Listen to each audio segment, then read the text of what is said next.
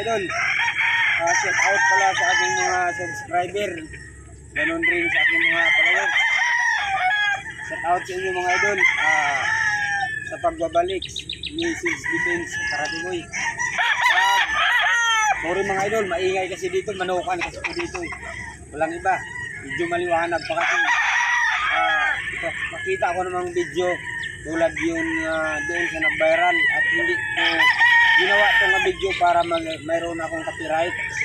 Ginawa ko itong video kasi nakikita ko na maraming nangyayari na ganun. Papakita ko sa inyo para kuha rin natin kung paano, no? At tulad nito mga idol, papakita ko sa inyo. Kuno mo. Yan, pang titrian. Pang titrian,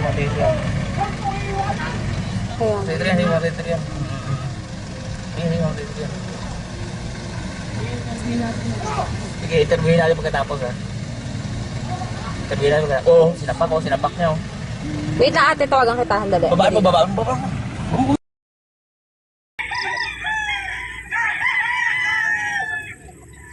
Tulad nito mga idol.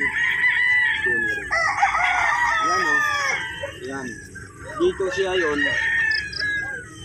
Hinawakan. Yan, hawakan. Yan, ganyan. Hinawakan siya mga idol ng ganito. Yan o. Hinawakan siya. May posibilidad mga idol na sasapak na talaga yung kanan niya. Kung nakita mo sa video, ginanin pa nga eh. Pero kung mga idol, sa paghawak ng ganito, siyempre, itataas mo yung kamay mo at sabihin mo hindi kalalaban. Sa pagtaas mo ng ganito, makikita mo na yung kanan niya. Halimbawa, sinapakin mo ako doon. Yun o, di ba? Pwede mo siyang mahawakan. Pero, halimbawa, naka-step ka, hindi kalalaban, sapa ka doon.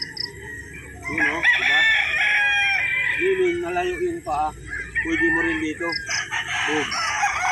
Halimbawa, pagsapak niya, paghawak niya ng ano, pagtaas mo ng kamay, pwede mo siya dito, hawakan, pagsapakan.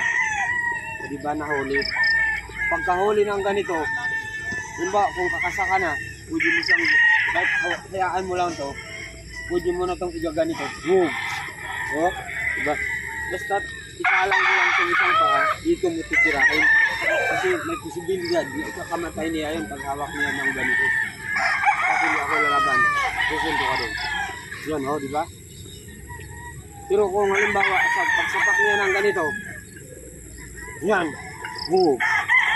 Hindi ko yun ninakasan, pero kung malakas yun, posibilidad na mapasama yung kanyang karaganta. Kaya, okay mga idol, yan yun ang dapat natin gagawin para maiwasan yung mga pangyari na ganun.